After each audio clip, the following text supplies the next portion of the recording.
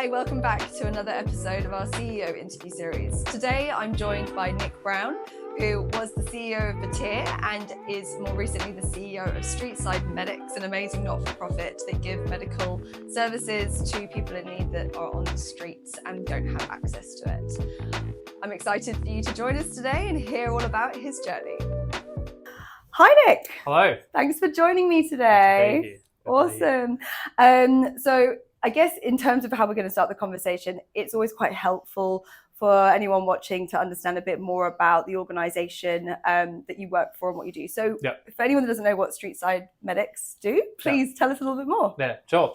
Yeah, so Streetside Medics, it's essentially a mobile medical clinic for people experiencing homelessness or other vulnerable populations. So we have these specially fitted out vans that we park in different locations and have volunteer GPs, nurses, junior doctors and other general volunteers providing essentially a GP clinic on wheels. So anything that someone can get from a GP practice, they'll be able to get at these vans. And so, it fills a really important gap for people that are either living on the street or between housing, who may not have a Medicare card and so find it hard to access medical care. And then we try to, refer people on where possible. We have partnerships with imaging and pathology and things to make sure that people can, get treated in the way that they need to. Amazing. It's hard to get a doctor's appointment at the best of times for someone who has a Medicare card or transport. So that's such an invaluable service. And it's a fairly new concept, isn't it? Yeah, so started around 4 years ago by a guy named Daniel Noor. He was a young junior doctor at the time. And he was in England actually and came across a lady who was struggling on the street and was really confronted by it and the kind of lack. Apparently she'd been having seizures kind of ongoing and people knew that, but she wasn't really getting any care. And he was kind of blown away by the fact that that someone could slip through the cracks like that, and then came back here and felt like there was a need here as well. And so, he purchased the first van and parked down the street and started to see people, and it's kind of gone from there. He won Young Australian of the Year in 2022, which was great. And I sort of joined over the last 6 to 7 months or so. Yeah, fantastic. Well, I'd love to find out a bit more about how you ended up taking on this role. But before we maybe get to that point, you could share a bit more about your pathway and how you started in the not-for-profit space, what attracted you to it and how you progressed to CEO of Batyr and then your current role. Yeah, sure. Yeah, I mean the very starting point, I'm not really sure. I mean, I did some aid work and things when I was in high school, and I guess I grew up in a family that really did try to give back, and so I guess part of my thinking was around in the early days was just about trying to give back in some way. But I did over time as I started to work in more not-for-profits and then leave working in not-for-profits, realised that we spend a lot of time at work and to kind of not feel like you're adding value and passionate about what you do, whether it is in not-for-profits or not. But I just felt like I realised that Monday to Friday I may as well feel like I'm doing something where I'm contributing and really love it. And so I've kind of just stayed in not-for-profits ever since then. A variety of social issues, started off in working with youth at risk and young people, and then into more welfare roles, and then mental health, and now in homelessness. Yeah, amazing.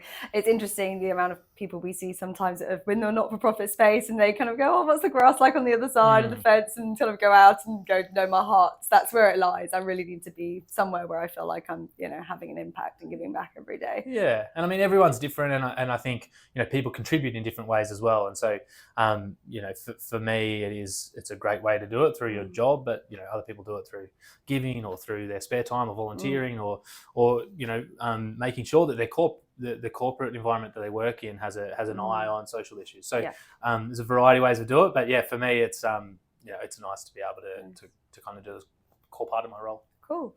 And can you tell us a little bit about with Batyr, you started in a more junior role and worked your way up to general manager and then CEO. What was that journey like? How did you acquire the skills that you needed over that time to take on leading the organization? I just hung around long enough. So it was really interesting. I mean, and in a lot of ways, it was a lucky experience in terms of going into an organization. There was six of us at the time when I started, and so I was school program manager, which was a kind of a new-ish role. And I was working closely with the CEO, and there was a couple of other roles like a marketing role and an office manager and things, So, but we worked really hard as a small team and just kind of all chipped in and did whatever we could to, and we're all really passionate. And so, over the following 9 years, when I left, when I started, there was 6 of us. When I left, there was 60, and we were, went from 30 school partnerships to 200 or something. So there was a huge amount of growth, and I guess part of it was it sort of gave me the opportunity to grow and develop with the organisation. I kind of feel like I grew up there. A few of us talk about that I was pretty young when I started there, and when I left, I was pretty old. So older. And so, a lot of the skills I was able to develop as I took on new roles. I had 4 different roles there: school program manager, and then national program manager, then general manager, then CEO. So kind of gave me the chance to learn the things I needed to. But, mentoring was really important. Working closely with people that I could debrief with and bounce around ideas and learn from as well was really important.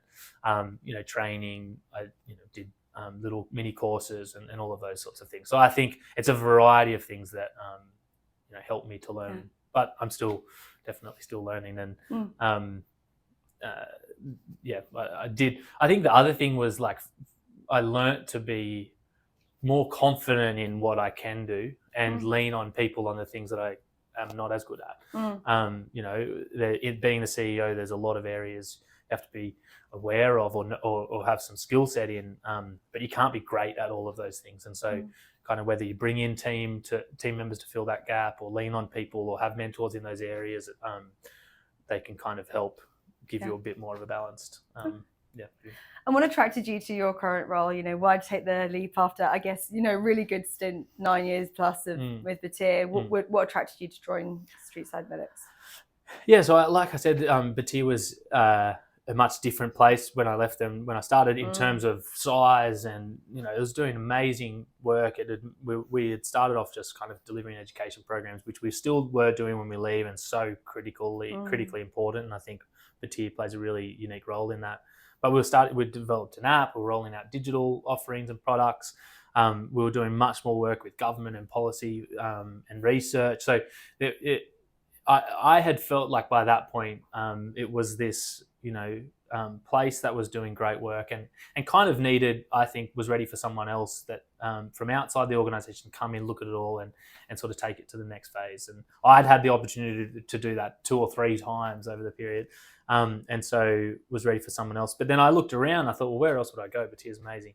And I looked. I saw Streetside Medics, and I very quickly became excited about being a part of what they were trying to do. I feel like it fills a really unique gap. I feel like it's one of those organizations where you hear about it and you're like, how does this not exist? Yeah. And I knew that at the time there was, I think, 2 or 3 vans and a small team of 2 or 3 at the time. And we've already moved relatively quickly to grow that, but there was so much potential, and I had the opportunity to sort of look at how a not-for-profit can grow, and I thought this time it would be interesting to see what that process would be like if I had done it before. And so I guess the cause really called me, the need, like the gap that it was filling, and then also the opportunity to bring what I'd learned and tried to offer it now, instead of, I guess, taking as I grew, giving as well. But this time I can really feel like I can lean on some experience, which is almost the first time ever for me in my career. Well, yeah, I mean, everyone's always learning the whole time. I think it's one of those things, right? The older you get, the more confident you feel. Yeah. You made some mistakes, you've learned from your errors, Yeah. and you can apply best practice. But that was one of the things I was going to ask you in terms of, I guess, that experience you'd acquired over your career that gave you the confidence to feel that you could take an organization which has done great things but is still fairly, junior in its life to the next stage in its growth plans? And what were some of the key things that you think that you learnt in terms of like that CEO leadership style that you think are going to be, beneficial for taking the organization to the next stage? Yeah, I think, a whole lot of things. I think on the leadership front,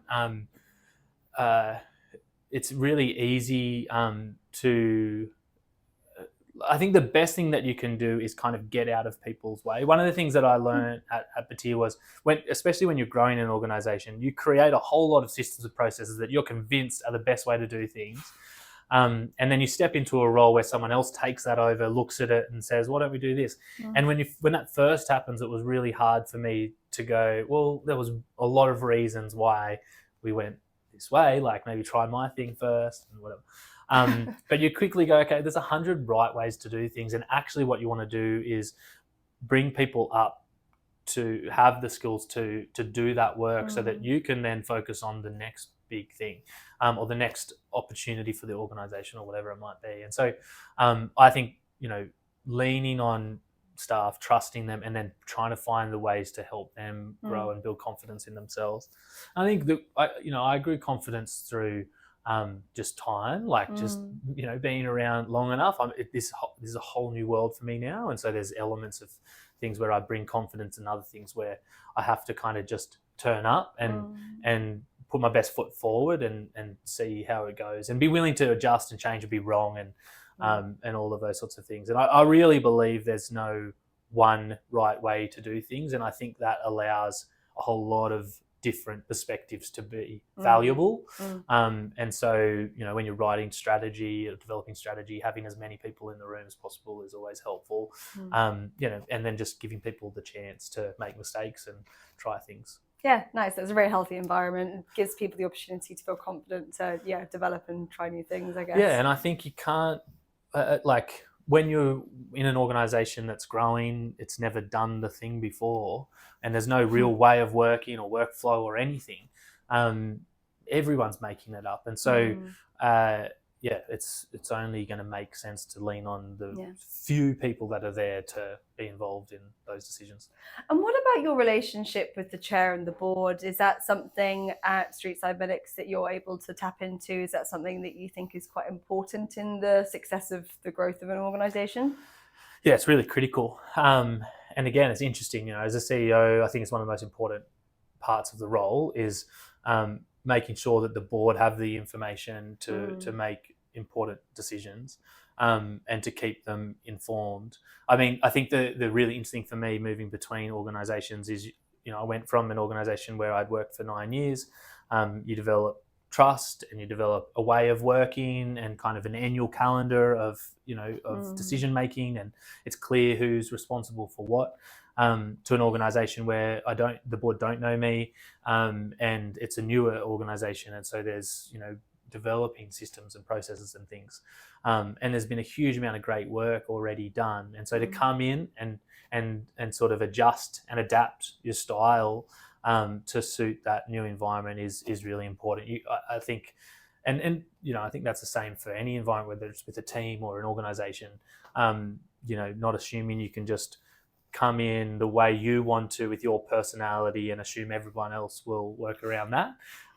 It's really important to kind of think about the environment you're working in. So I have to take the time to build those relationships and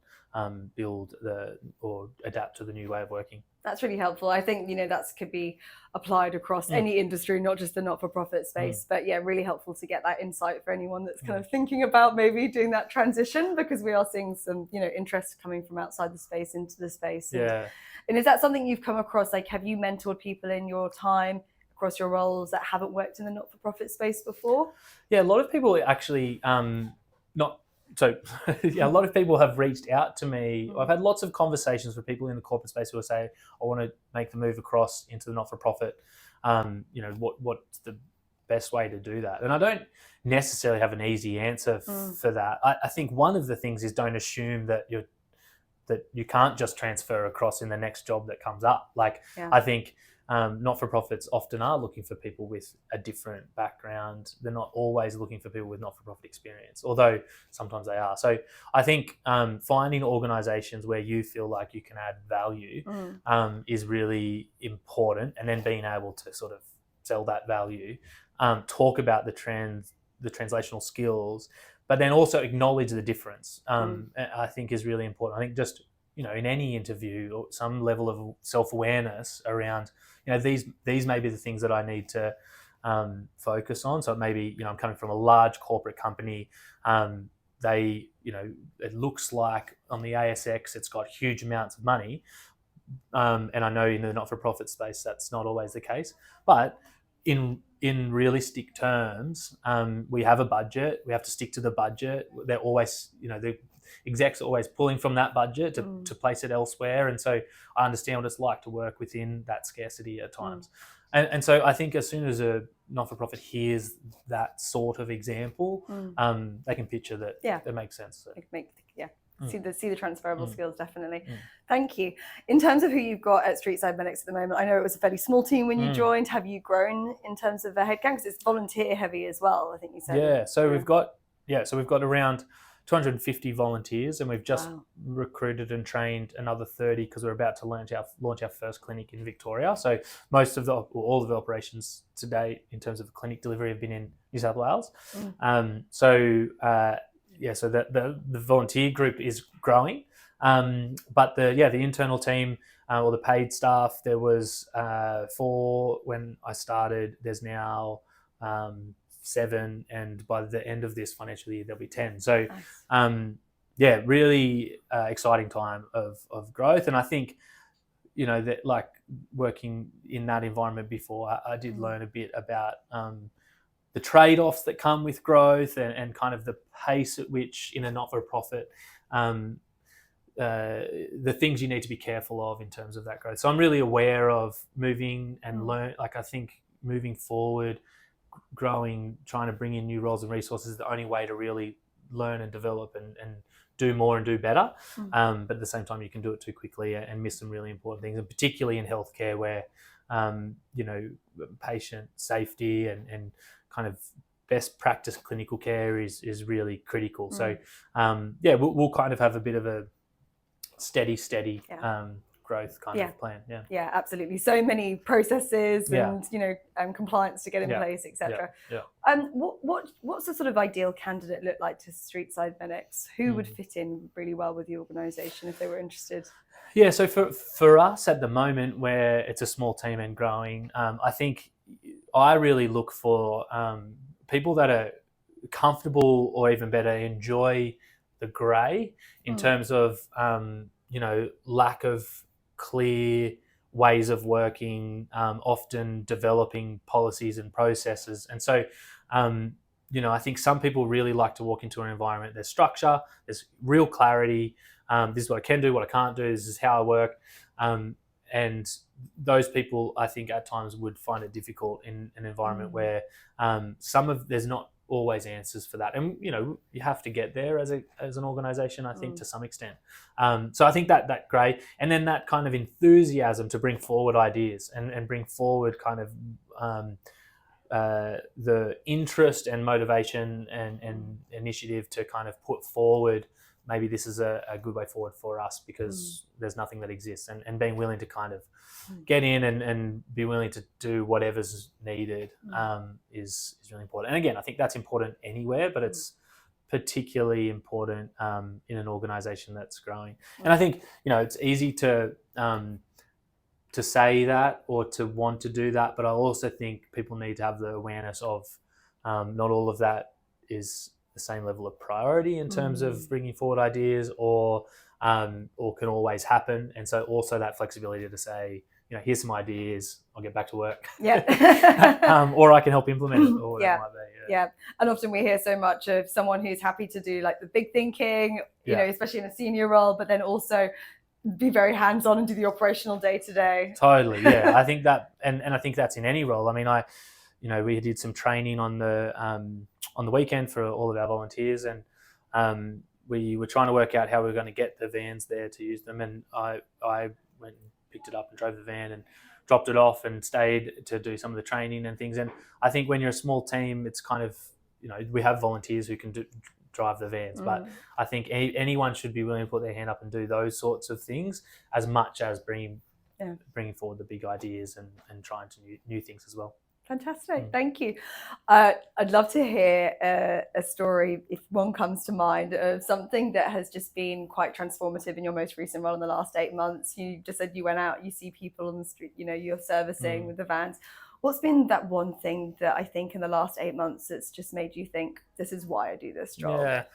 Yeah. I mean, there's in this role and it was one of the things that attracted to me as well, is that ability to kind of get back to a situation where me, in my role, even as CEO, I can sit next to someone on the street and hear their story and provide some level of direct support to them then and there. And that's, a really massive privilege and but also something that helps bring me back to the root cause of what we're doing every day. I mean, there's so many of those stories. So one recently, we did some blood tests. And this happens a lot, where we're able to do blood tests, find out that there's either some sort of heart issue or kidney issue, get them into hospital. There was a guy recently with a significant heart issue that had to get a stent, but then that didn't work and had to do full-blown heart surgery. We were able to help him through that process. There's another lady that lives in an environment that is difficult to manage a wound that she has, and so has had really bad infection, and that can cause sepsis and can be pretty quickly really life-threatening. And so she comes to our van once a week to get those wounds dressed, and then we provide transport for her to go to another clinic to get her wounds dressed the second time. So twice a week she's able to get fresh dressings. And recently we've pulled that back to only needing, and that happened for 6 months. And recently we've pulled that back to once a week, and soon she won't require any more dressing. There's 100 of those stories, and I'm lucky enough to kind of get out there and hear them really regularly. We see about 100 patients a week, so it's a huge amount of work going on across all those volunteers. Yeah, amazing. And really makes you really understand how much we take for granted and how lucky we are just to be healthy and be able to go out and get those things. So see real value in the work that the organisation does, and exciting to hear that it's growing and providing services to so many more people. So excited to see what's coming over the next year. Yeah, thanks. Yeah, it's an amazing organisation. Feel really lucky to be there. So thanks for the chance to talk about it. It's been great having you. Thanks. Thank you so much, Nick. Cheers.